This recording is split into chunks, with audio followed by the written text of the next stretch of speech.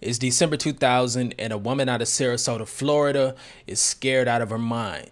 She's been having a visitor come to her backyard, stealing apples from her apple tree, as well as drinking water out of her pond. She does not know who the hell or what the hell this is.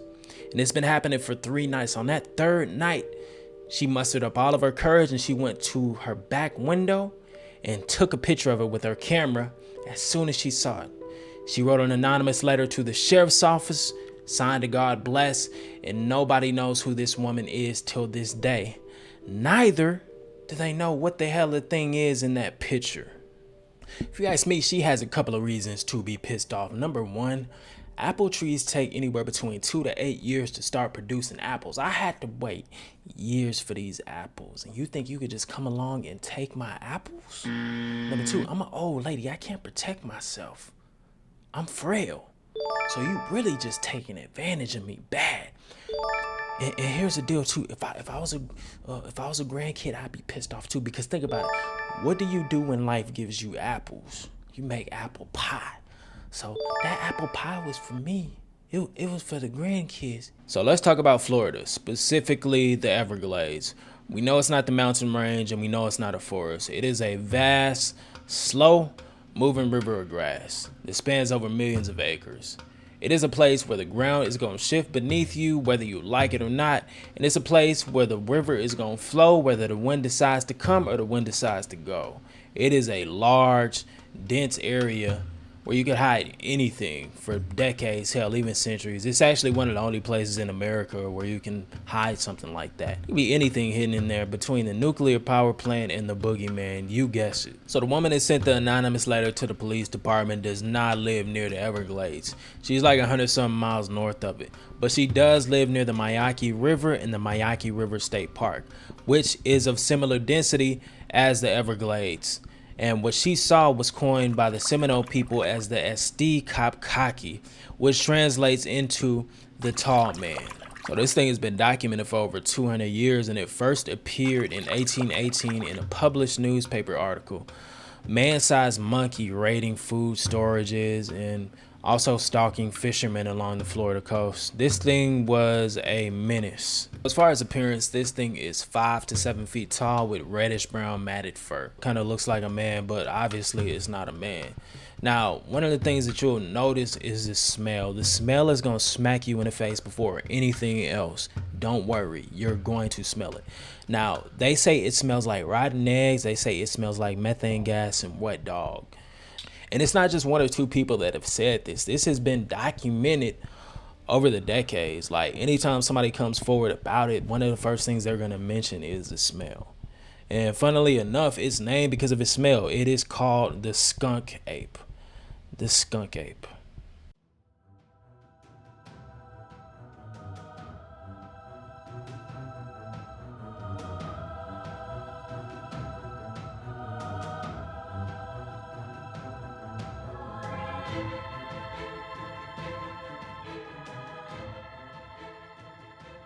So the sightings really peaked in the 70s when they started branching out into swampland in favor of residential expansion. In 1974, a family noticed they were missing mangoes, they were missing oranges, they were missing all types of fruits from their trees. So they initially thought, hey, somebody's robbing us. They thought it was thieves, but they were wrong. Soon enough, they noticed 3 distinct creatures: a juvenile about 7 feet tall with brown fur, a father about 12 feet tall with silver gray fur, and a mother about 8 to 10 feet tall with brownish gray fur. So they each had minimal necks, they had long arms, and they all had that stinky, stanky skunk smell that everybody talks about. They usually would come out around dusk. They'd be seen rummaging through people's supplies. They'd be peering in the windows on some peeping Tom shit, and they'd be scaring the shit out of livestock. Just general menacing sort of behavior. So at this point, things start to escalate. Naturally, I mean, they've already been poking and prodding and putting their noses into places where they really shouldn't have. And to be fair, I think with a lot of people, you give them an inch, they'll try to take a yard. Anyways, it's nighttime, it's a family on a farm, and the father is doing his regular fatherly duties, maybe tucking in the kids. Think of a Ned Flanders type of guy. He hears his horses outside neighing wildly like the sky is falling or they're being robbed by bandits. And he's like, I know we're not in Miami and it's not spring break. Something is going on. They're actually in West Lantana, Florida, and it is 1974, the last place where you would expect some sort of wild party. So he puts his shoes on, he goes outside, and he sees something in the distance that makes him pause.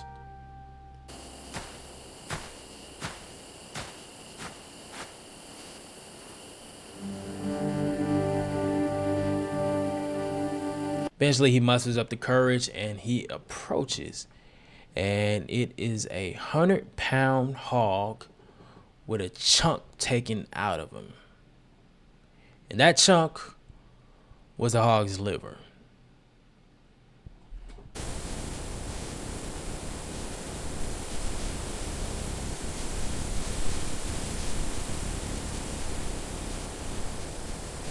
The father is staring at the pig carcass, having a WWF match with his thoughts. Not only that, but his mind is racing and his heart is beating like a snare drum. And to add fuel to the fire, his family comes out and it just ramps it up another level. So he's like, it's time to call up the big guns. So he calls the sheriff's office and he's like, we need y'all here yesterday. Palm Beach County Sheriff's Department sent out Deputy Marvin Lewis and Deputy Ernie Milner, and boy did they have a time. They went out there and searched and searched and searched until they searched a citrus grove and ran across a monster. This thing was a towering 12 feet tall. And they did what any good Call of Duty player does when they are in a small room and it's mano y mano and you've ran out of your main gun's bullets. They pulled out their sidearm and they went ham. Now the bullets were bouncing off of this thing like a trampoline. It really had no effect. Not to mention it took off like Usain Bolt, so they could not keep up.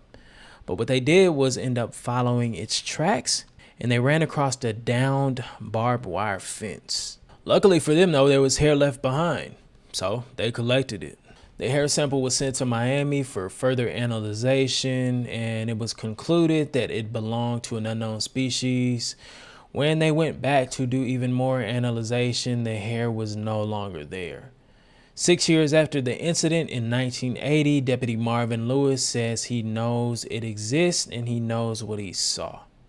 So this happened in 1974, but from 71 to 75, there was a plethora of sightings in Broward County.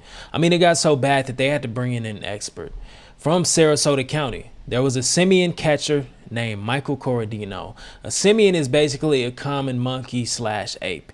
Anyways, he said that this is the first time that he's actually went after a monkey and couldn't see it, let alone catch it. Hell, he was like, I don't know what it is. He said it could be a swamp ape. It could be a bear. He just didn't know. But the sightings didn't stop. It just went deeper into the swamp. While law enforcement was filing reports and evidence was magically turning up missing, a 10-year-old boy from the Everglades had seen it for himself firsthand. Let's talk about Dave Ely. So it's 1974 and Dave and his older brother Jack go hunting. There's a swamp directly behind their house. So they're making their trek and Jack spots something that causes him to freeze like a block of ice. Dave, being the younger brother, he does not see what Jack sees because the grass is far too high. So Dave asks Jack for a boost and Jack gives him a boost and the boys are sitting there shocked. They see the skunk ape live and in person. And instantly, the skies open up as if it was a bad omen and it starts pouring down raining. The boys already scared and not wanting to be dinner, they rush back home. But from this moment on, Dave dedicated his life to finding the skunk ape again and figuring out exactly what it was.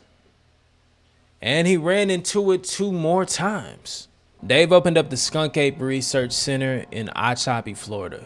research headquarters is located on US 41 in the Big Cypress National Preserve. US 41 passes right through the Everglades, right through the preserve, and that's where we're located. You can see there's tons of wildlife around here, and this is just an excellent skunk ape habitat. I'm real fortunate to live here, and if you're looking for skunk apes and you're coming to Florida, I'm telling you, right here is where you want to be.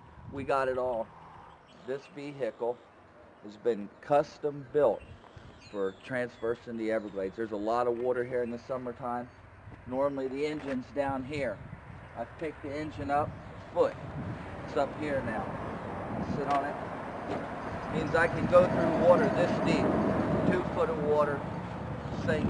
You really need something like this if you're gonna get out and cover the area, and in the summertime especially. You need all the height you can get.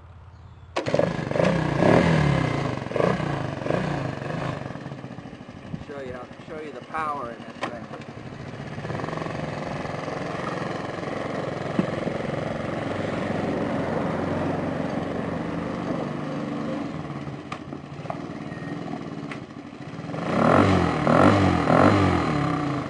Let's go hunt skunk ape. And it's funny because he turned that one moment into his life's work. Let's talk July 2000.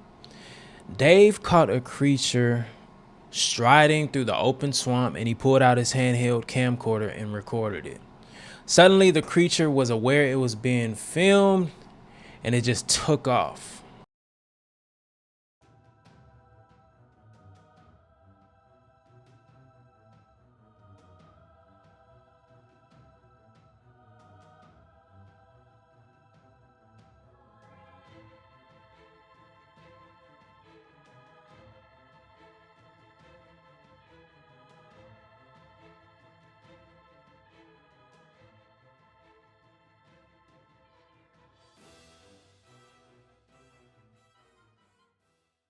Now, Dave believes that he caught the skunk ape live on camera.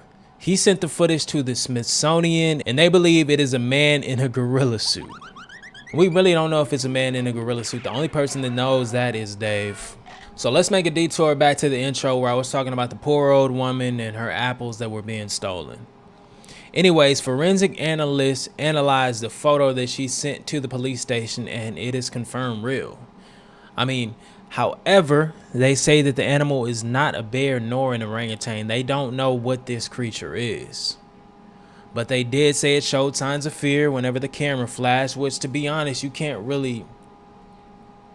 I don't know how much that means, because I show signs of fear when a camera flashes, and I don't, you know what I'm saying? I don't know it's flashing. An analyst named Lauren Coleman looked at the numbers that were on the photograph, and they traced it back to a local Eckerd's where it was actually processed. They still don't know what this creature is, and there's really 2 possibilities. It could be somebody with a movie quality costume that decided to prank people, or it could actually be something